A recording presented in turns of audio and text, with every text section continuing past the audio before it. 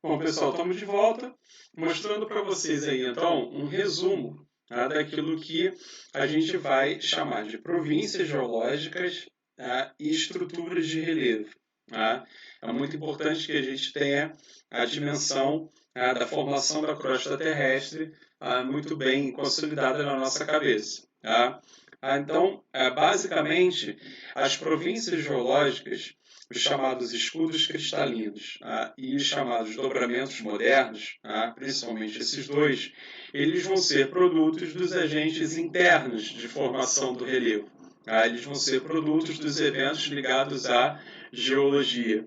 Enquanto que as chamadas bacias sedimentares, elas também vão ser produto dos eventos geológicos, mas elas também vão estar ligadas aos processos externos, aos processos ligados à atmosfera terrestre. Por quê?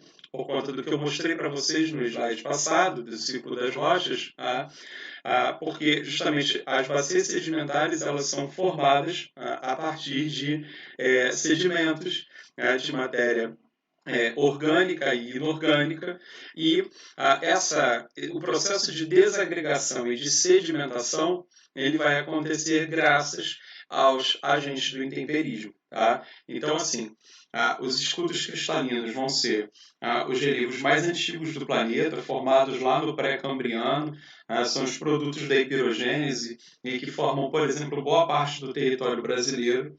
Tá? A principal atividade econômica desses escudos cristalinos, né, que a gente tem a partir desses escudos cristalinos, costuma ser a exploração de minério, né, justamente porque, principalmente minério de ferro, justamente porque o tempo acabou favorecendo a formação desse minério nos escudos cristalinos.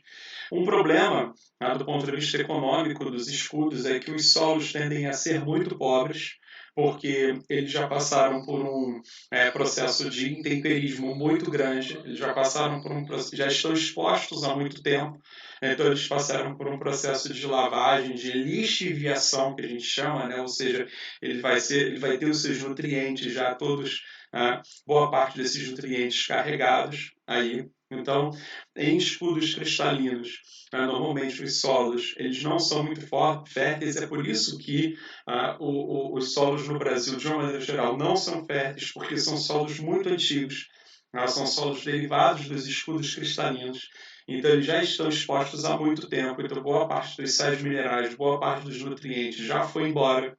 Okay? Agora, por outro lado, o Brasil, como vocês sabem, é um grande produtor de minério de ferro, exatamente porque deu tempo ao longo, né, de todo esse processo geológico, deu tempo para a formação de minerais metálicos. Né? Então, a produção de minério de ferro do Brasil, em vários lugares, é bastante destacado. Por sua vez, os chamados dobramentos modernos, eles têm os solos mais férteis, tendem a ter os solos mais férteis. Por quê?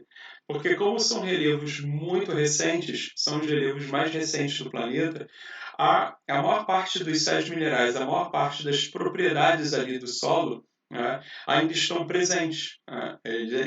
Como ele está muito pouco tempo exposto à atmosfera, ao intemperismo, ele ainda não foi muito lixiviado, ele ainda não foi muito lavado, os sais minerais não foram embora. Então, de uma maneira geral, os solos dos dobramentos modernos são os solos mais férteis que a gente tem, são os solos de origem vulcânica que a gente diz. Tá? Então, normalmente o maior aproveitamento econômico, dos dobramentos modernos está ligado exatamente ao uso de um solo ainda muito conservado, com características químicas principalmente, sobretudo características químicas ainda muito bem preservadas. Tá? Por sua vez, a bacia sedimentar ela tem uma mistura de matéria orgânica e inorgânica, mas sobretudo essa mistura, essa sedimentação da matéria orgânica, animal e vegetal, faz com que haja uma grande concentração de oxigênio e isso vai dar origem aos chamados hidrocarbonetos fósseis, que vão ser o petróleo, o gás natural, o gás de xisto, produtos inflamáveis que justamente são inflamáveis por conta da grande concentração de oxigênio que a gente vai ter durante o processo de formação dessas rochas, dessas bacias. Então, o aproveitamento econômico das bacias sedimentares vai ser basicamente aí o principal aproveitamento econômico, obviamente, vai ser basicamente aí a exploração dos chamados hidrocarbonetos fósseis, tá? Mas são as 3 províncias geológicas que têm o seu processo de formação mais ligado aos agentes internos, tá? A exceção aí vai ser a bacia sedimentar, que vai depender muito dos agentes externos para que haja a sedimentação, a desagregação e a posterior sedimentação da matéria orgânica e da matéria inorgânica também. Tá? Bom, além das províncias geológicas, a gente vai ter também o que a gente chama de estruturas de relevo, que vão ser o planalto, a planície e a depressão. E o que a gente tem que evitar aqui? Aquela definição clássica de planalto, que sinceramente eu não sei de onde que saiu, de que o planalto seria um plano alto. Eu vou mostrar daqui a pouco algumas imagens para vocês, que contradizem exatamente isso. E, por favor, o planalto ele não pode ser definido dessa maneira. O planalto ele vai ser o que a gente chama de a estrutura de relevo onde predominam os processos de erosão. Então, onde predominam os processos de erosão, normalmente nós temos uma estrutura de relevo classificada como planalto. Enquanto isso, as planícies, como acontece com a planície costeira, aqui do litoral fluminense, do litoral do Rio de Janeiro, é onde predominam os processos de deposição. Por isso que a gente tem, por exemplo, muitas praias, por isso que a gente tem ali a areia, que na verdade é um produto da desagregação da rocha, e a deposição. Essa deposição pode acontecer por conta da ação do rio, pode acontecer por conta da ação do vento, pode acontecer por conta da ação do mar, pode acontecer por conta da ação de todos os agentes do intemperismo. Mas o fato é que numa planície predominam os processos de deposição e se sobrepõem aos processos de erosão. É ao contrário do que ocorre com o planalto. Enquanto que nas depressões acontecem tanto os processos de erosão quanto os processos de deposição, mais ou menos na mesma medida. Tá certo? Então, as definições aqui das estruturas de relevo, planalto, planície e depressão, elas estão muito mais ligadas aos processos de erosão, transporte e sedimentação do que a própria forma, a própria morfologia. Por quê? Porque a forma de relevo não é estrutura de relevo, não é província geológica.